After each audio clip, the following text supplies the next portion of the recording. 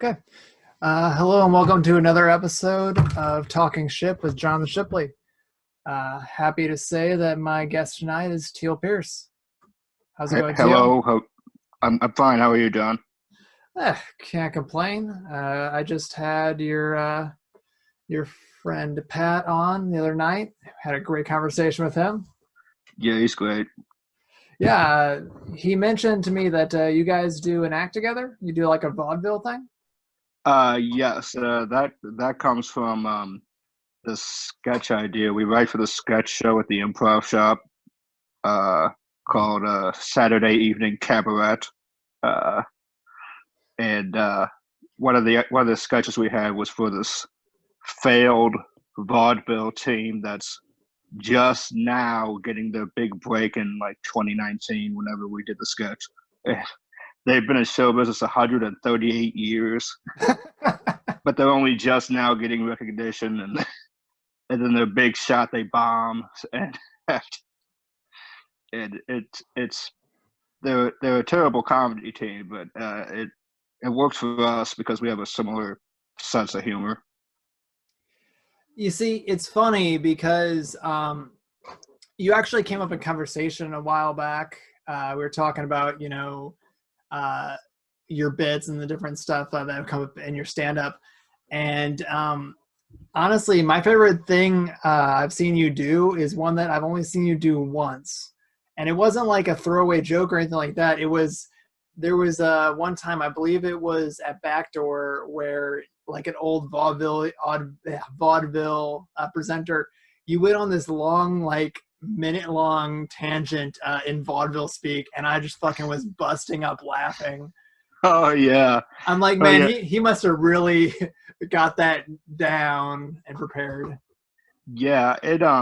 That one's fun because it I had to actually like I don't usually write my material out longhand. I have to like I just think of it and just go over it mentally. Uh, so with that one, I knew I wanted to do do a bit about dirty talk and being bad at it, and I figured, well, what's the most me way I can be bad at dirty talk? And of course, it was very 40s fast talking speak. So I looked up all of these. I combined the ones I knew already with some I had to look up, and I only made one up, and it was the term horizontal Charleston, which is a term for sex I made up. Hey, I mean, I'm sure if you throw it up on Urban Dictionary, then it's automatically a legit thing. So just slap it up there. Right. I threw a term up there a couple years back that we use in my family. We call it a triple F for Uh-huh. forced family fun. Hmm. Because, Right. just all those really awkward family moments where you're stuck hanging out with in-laws and uncles and stuff. That people that you see like maybe once a year, and you have to act like, oh, hey, it's you. Yeah. Right. Yeah. I've been So, there. I've had some triple Fs in my day. Yeah. so how long have you been doing comedy? Let's see. It's 2020. I've been doing comedy since 2011, so Holy 9 years. crap. 9 years, yeah. You know what? I thought Pat was seasoned with like 5 years under his belt, but damn, you're almost double that. Yeah, I started right out of high school. It was yeah, I remember the exact day too, November 22nd, 2011.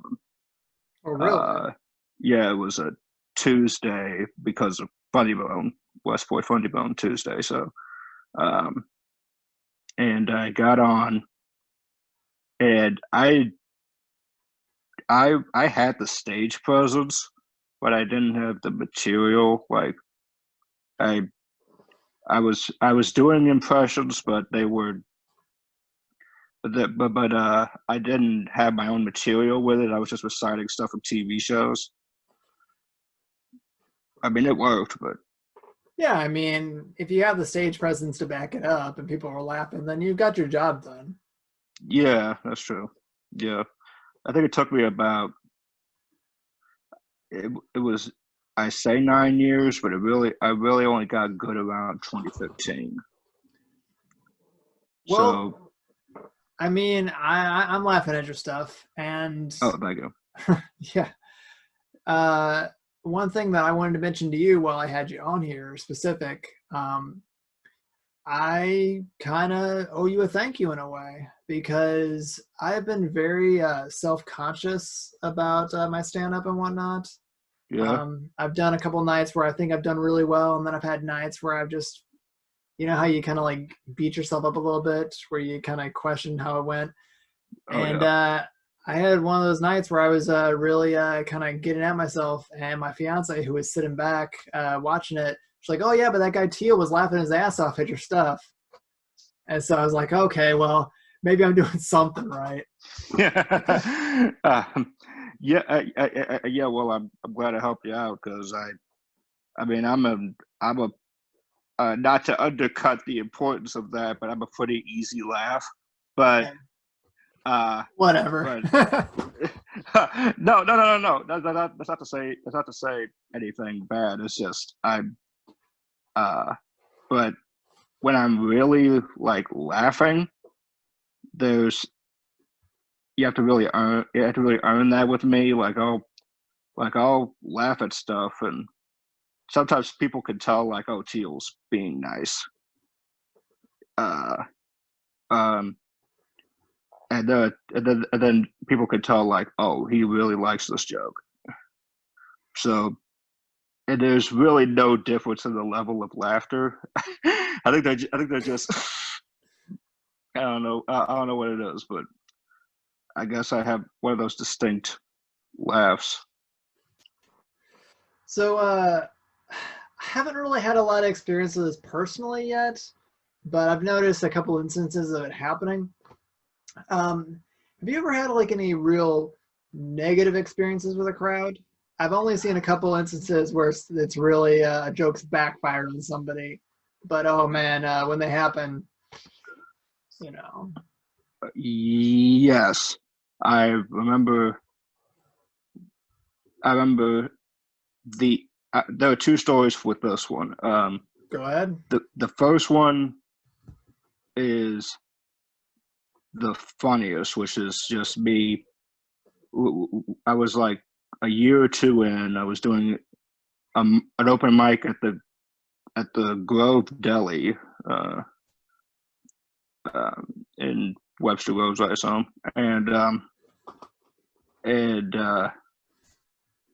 I was doing some joke about the song Piano Man, just kind of breaking it down in chunks, and some guy kept yelling out other Billy Joel songs for me to riff on. Like you prepared those. Yeah, no, it's not even that. It's just like, yeah. But he's like, Uptown Girl. I'm like, I'll do that one next week, or try to say something funny. But then and that kind of shut him up a bit. But then he started singing Uptown Girl. I'm sorry.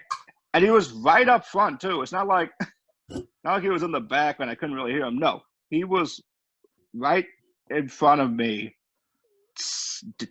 dancing to Uptown Girl and singing it. I mean, was he good?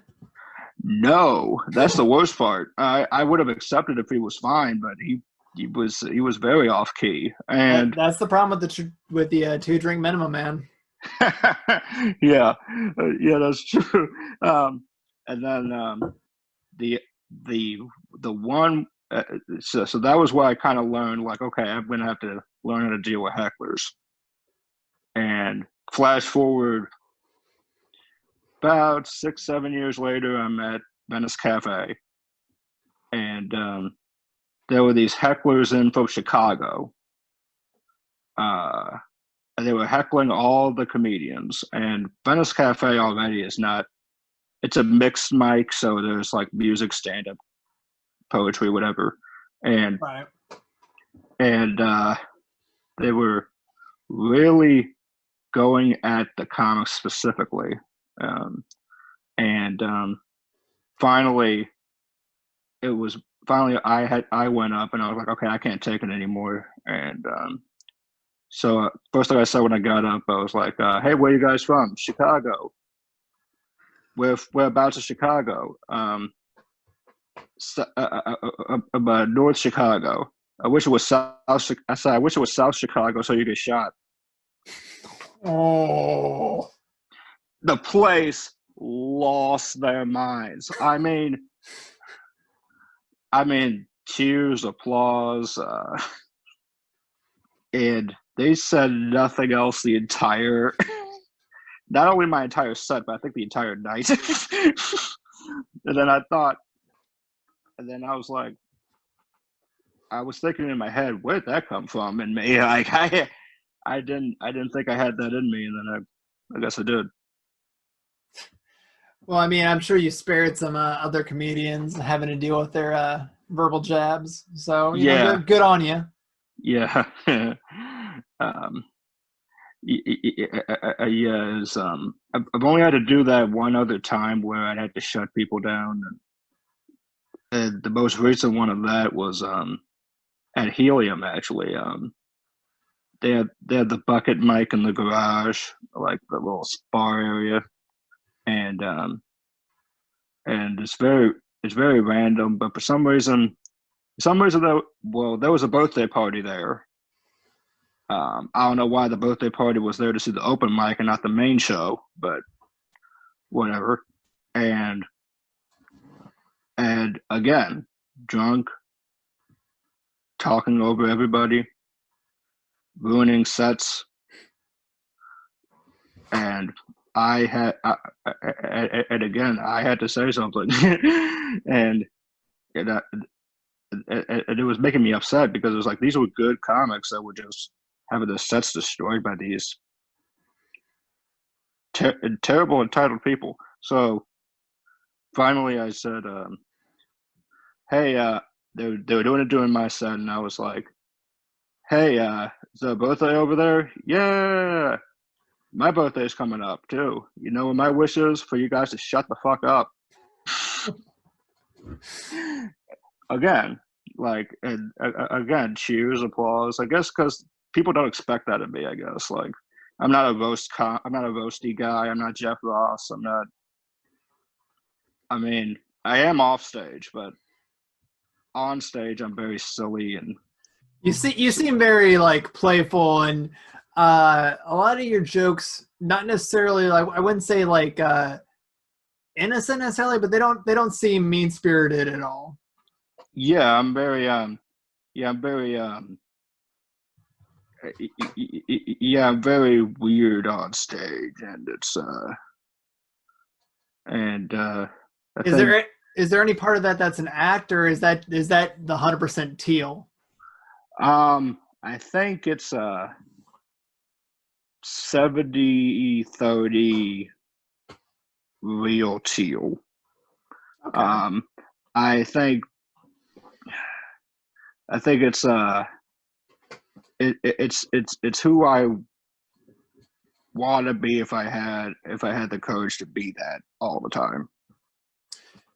You know, it's funny you mentioned that wanting to have the courage. There's something really weird about getting behind a mic for like open mic and whatnot. Like, if I am waiting for my turn and I'm like, oh, I got two comics in front of me, I'm fucking like shitless, you know, going over my set in my head, like terrified. But as soon as you get up there and you just start, you know, going through your set and riffing, it kind of melts away in a bit. And Right. I'm never scared when I'm up there, but up until the point, oh shit, you know. Yeah, and how long you been doing it? About half a year. Okay. It's one of those things that I've wanted to do this for a long time, but I was with my old wife was not didn't really push me towards it, and my fiance was like, oh hey, my new fiance is like, hey, you should really pursue this, I know you really want to do it. And so I did. And Yeah. yeah, Yeah. I Good. enjoy it. Good. Good.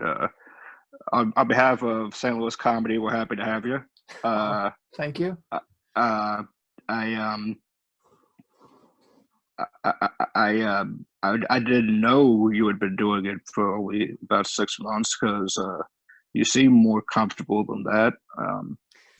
Fake it till you make it. Yeah, that's true. Like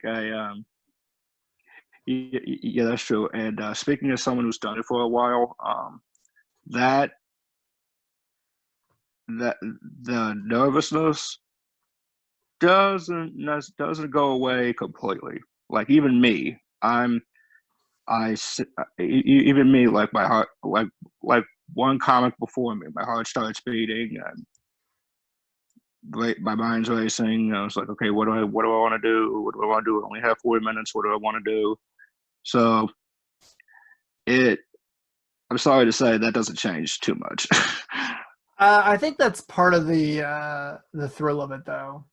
That's true. I think that's part of what gets me to do it. Is I've always had this kind of diving board mentality when it comes to doing things that intimidate me. Mm-hmm. Like kind of like a kid on the high dive, where you just kind of like you're standing there and you're really terrified of doing it. Right. I've always kind of gone with the mentality of just jump and think about it later. Yeah. Yeah, if only I had that. I I seem super confident on stage, but off stage I am a wreck. I do not. I don't really talk to anybody unless people like talk to me. And that's been like a thing like pretty much all my life. I've been rather shy and quiet, and it's really only recently that I've been kind of more vocal, and I think comedy helped me with that. Well, hey, just putting this out there. You know, we ever bump into each other at open mic, you have the full permission to come up and start up a conversation. You know, no pretense whatsoever. Nice. Okay, cool. Take you up on that. Oh, definitely.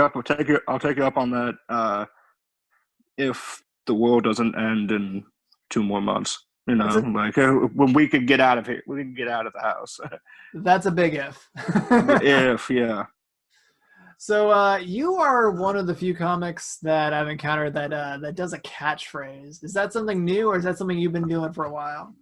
I've had that for about 3 years, I think. 3 years. Because I I had all these one-liners, and and they were going well, but I didn't know how to like. I had to sell them somehow, and I noticed a lot of them were kind of punny, so I figured like, okay, what can I do to really sell it? And at first, when I would tell the punchline, I would just freeze on stage for a long time,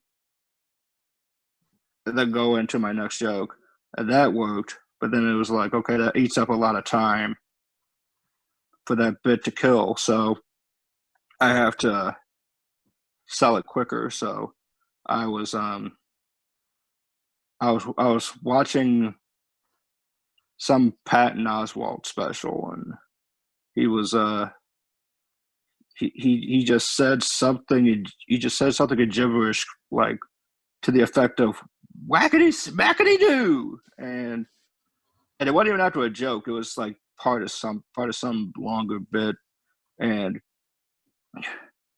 for some reason, all I thought when I saw that was, that's hilarious. That'd be a great thing to say like after a pun. So I figured, okay, that's funny. How do I retrofit that to my style? So I just threw around some names, and Zoom Zoom Kapow seemed to stick. I'll tell you, the one time that it really got me, your catchphrase, it's in the middle of your set. You know, you introduce it. You're like, oh, hey, you know, I think it's every comedian, it's never too early to start with your catchphrase or whatever, and you lead into that. It's in the middle of your set when you just like tell like a quick joke and you go mini zoom. Yeah, that gets me every fucking time. thank you. That's fair. That I must say is fairly recent. Like that's only about a 2 or 3 months. Two or That's three months a old. play on your own joke, and I definitely appreciate that. Yeah. Once I did it, it was like, why did it take me so long to come up with that? And I guess it was just I did it once in like the heat of the I did it once like in the heat of the moment, just riffing, and then it just got a huge laugh, and I was like, okay, I can keep that. Well, that's why I approached you about using your catchphrase as part of a joke, because I'm like, man, I really kind of want to tell a joke about like not stealing people's material and whatnot. I'm like, how do I punctuate that? I'm like, I really want to punctuate that with Zoom Zoom Kapow because everyone in the area knows Tiel's catchphrase. Yeah. And I told you in the messenger, Facebook Messenger. Yeah, you can use it, but I want to say publicly on your podcast, so somebody doesn't approach you when you do it and say, that's Tiel Pearce's. Like, I yeah, give that's the point. I give Jonathan Shipley full permission to use my catchphrase in this bit. Yeah, that's the whole point, stealing someone's bit. Yeah, like yeah, but there are those people, there are those comics that might not know that, especially if I'm not in the room to kind of absorb it. Right. Like they'll think like they'll think something about you really are stealing it when and then if you tell them, they might not believe you unless I tell them. You know what I mean? Gotta set it up. Yeah. So I've had a couple of different people on up to this point, and it's kind of split on how people view the St. Louis community. I've had a couple people say that it's really competitive and that it's not necessarily as supportive as other communities. And then I've had people that have told me that, oh yeah, it's everyone's patting you on the back, encouraging you, that kind of stuff. That's kind of my personal experience with this. I've always kind of felt like leaving a set, you'll run into other comics to be like, oh hey, good job, or whatnot. Haven't got a lot of like clickiness or competition. But what do you think of the scene around here? I'm in the camp of supportive with an asterisk. What's the asterisk?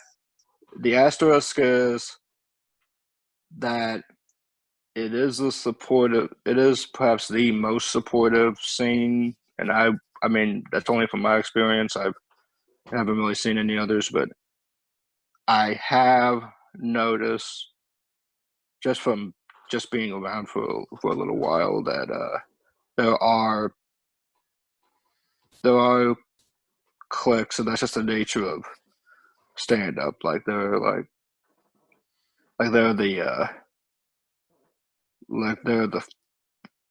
and the clubs do like a lot to force that. I think like they're the funny bone comics, they're the helium comics, they're the backdoor comics, they're the alt comics, and that like do them all, but can't really seem to, but really only do well in the alt rooms, like the improv shop. So, and I'm part of that. So I feel like there are cliques. You just have to dig further than you would if you were in Chicago or New York or LA. That's fair. But for the most part, people are super supportive. I guess because no one here I mean, they're only like, I could name on both hands the comics from St. Louis specifically that kind of got on TV and all this stuff, and all this stuff like Kathleen Madigan, Nikki Glazer, stuff like that, people like that, Red Fox. So I think it's like there's not many like household names from here, so like everybody's trying to get to the same spot at the same time. So I feel like I think that's where the competitiveness comes in, and then it's also where the supportiveness comes in, because the supportiveness in that in the way of them getting up there will help me and get up there, and then the competitive aspect of it is, well, I want to be up there first. I can understand that definitely. In a way, okay, so I don't really want to get super famous or anything like that. I'm not doing that. I'm not doing this for that. I do this because I enjoy doing this, and this is the kind of shit I would be doing even if I wasn't doing it on stage Right. or not. But I do acknowledge that there is kind of cliques in the St. Louis group. Mm-hmm. And that's part of the reason why I'm doing this project. I got the different comics that I will talk to regularly. Like Lisa got me into this, and I've talked to like Anthony, and, you know, Pat's always been friendly. But I'm doing this so that I can kind of, you know, hear other comic stories, meet other comics that are in the area, and, you know, kind of develop a lot of those friendships and whatnot, and get people's stories out, get people's material out. Because I'm like, Yeah. well, this is where my base was. I've had a lot of experience with podcasting. I've done that for 3 years or whatever before this. Oh, so nice. I'm like, well, I'd really love to, you know, combine my two, you know, loves into one thing.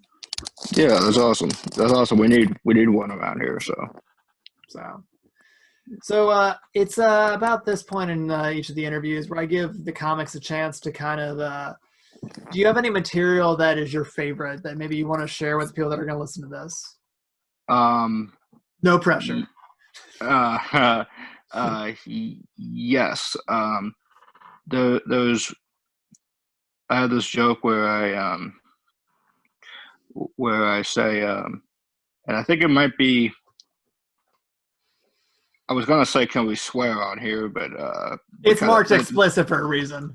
Yeah, that ship sailed, that ship sailed early in this conversation. So it's. I mean, the entire podcast is a pun on the word shit. So. You're welcome, by the way.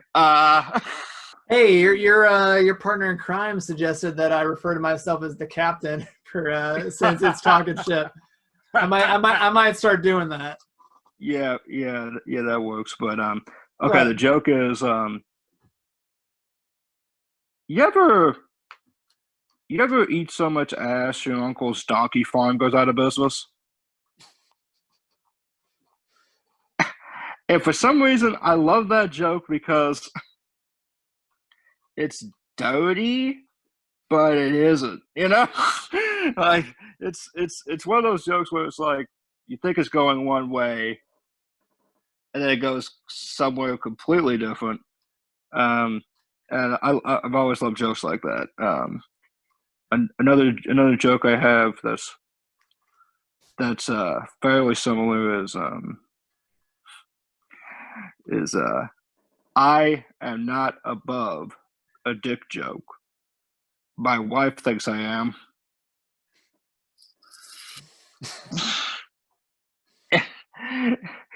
And that one's fairly new. I haven't done that on stage, but it's perfect for me. I love one-liners.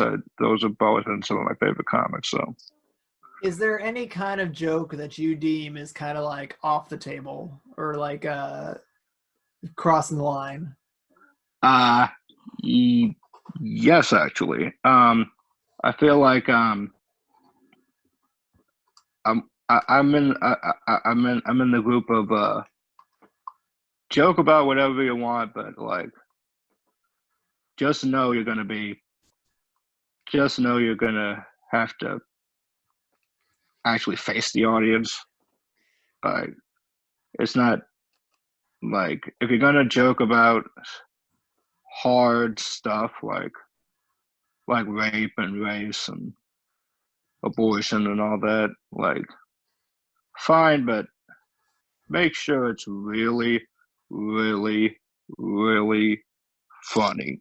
You can't you can't you can't just do that stuff just to say I did that, because then you're not being funny, you're being an ass.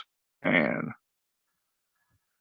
See, that the line between funny and asshole is such a thin line.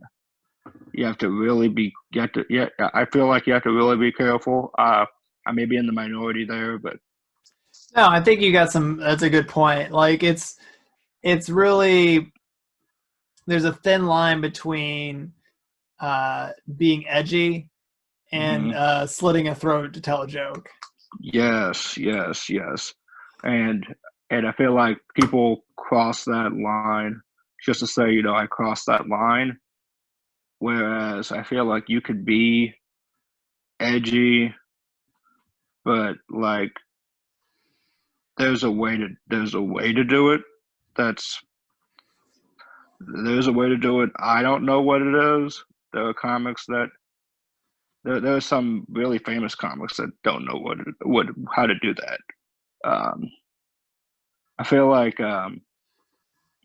no comic at all knows what the line is, because comedy is always going to be subjective. So it's up to the comic, not the audience, the comic, to really kind of tailor to kind of fit their material in a way that's true to them, but that's also that's also going to draw an audience. See, I've kind of had to straddle that line for a bit because, especially with this kind of social isolating, I don't have a bunch of audience to Yeah. bounce jokes off. So I bounce jokes off my fiance, and I love her to death, but her line of what is acceptable is a lot higher than where mine is. Mm-hmm. So like I've kind of thrown jokes past her way that I think are funny on my end, but she's like, don't say that. Yeah. Like I told Pat one the other day where I said I like a little bit of self-deprecating humor where I'm like, yeah, I can't really grow facial hair very well. It's like if you started drawing a homeless man and stopped halfway through. That's pretty good. I've Oh also yeah, and I heard that she didn't much care for that. Nah, she also shot down. I did one the other day where I was talking about how it's considered really good luck if you find a Buddha statue to rub its belly. Mm-hmm. The same cannot be said for pregnant women. I like that one. Another one that is off the table, apparently. I see. Well, yeah, that again falls under the category of comedy subjective. That's what's great about it. If everybody laughed at the same thing, it'd be boring. Exactly. So I feel like I feel like I feel like I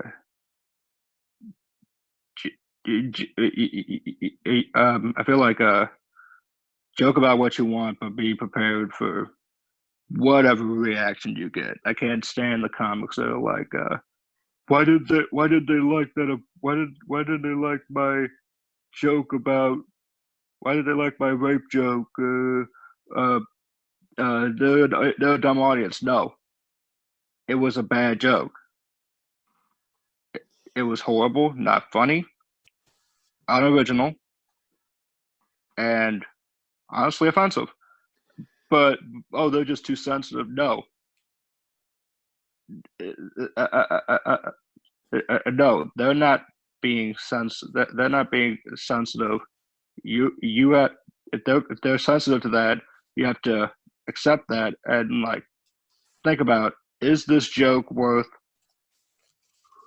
losing a paying customer? Is a joke worth losing club work? Is a joke worth losing? Is this joke so funny to you that it's worth losing a lot? Because that can happen.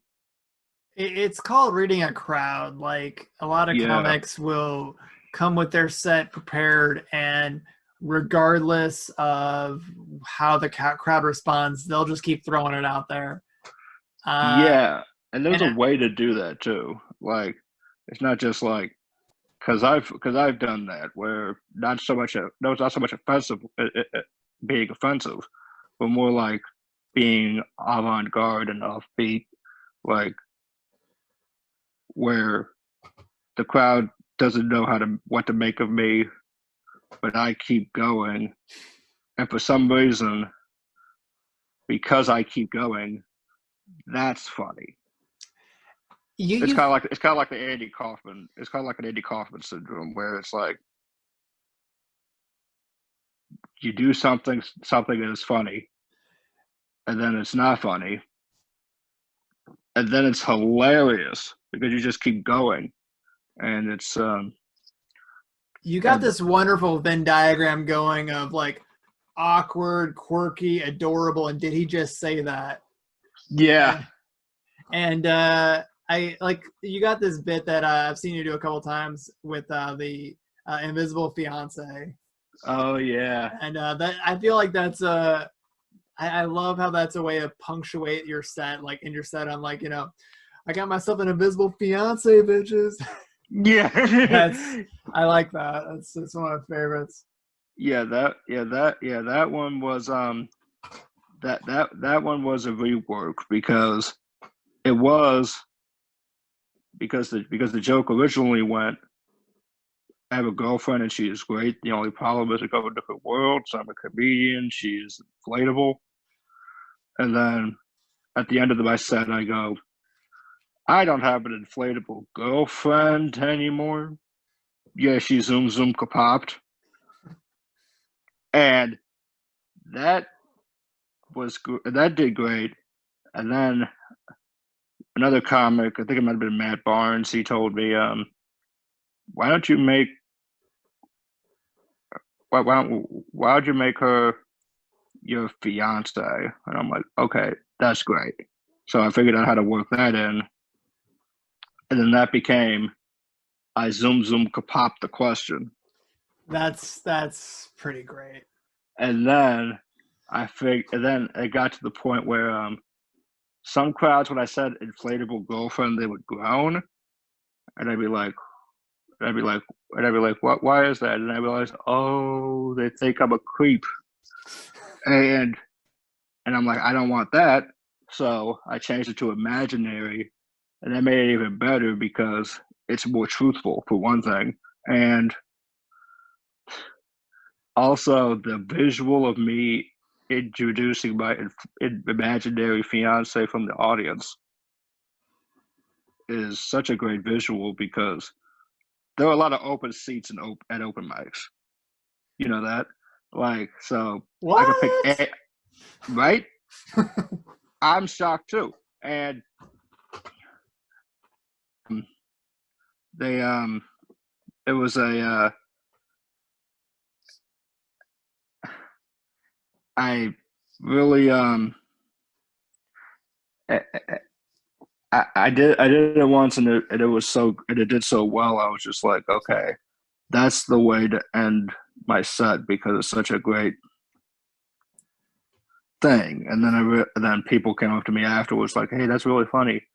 But that zoom zoom kapopped line is such a great line. Don't lose that. So I figured maybe there's a way to combine them. So I know that everybody knows my act. So it's just like So he's like, okay, what happened to your inflatable? So I say at the end, what happened to your inflatable girlfriend? Well, she's zoom popped, and that's how to punctuate that. So it's a process. It's always a process. It's I feel like if you tell the same joke several times, you're gonna augment it a little bit each time. You know what works, what doesn't work, what does the crowd really feed off of, and Yeah, it's always changing. Like if you hear like even the greats, you know they're not gonna say the same joke multiple times. They change it slightly each time.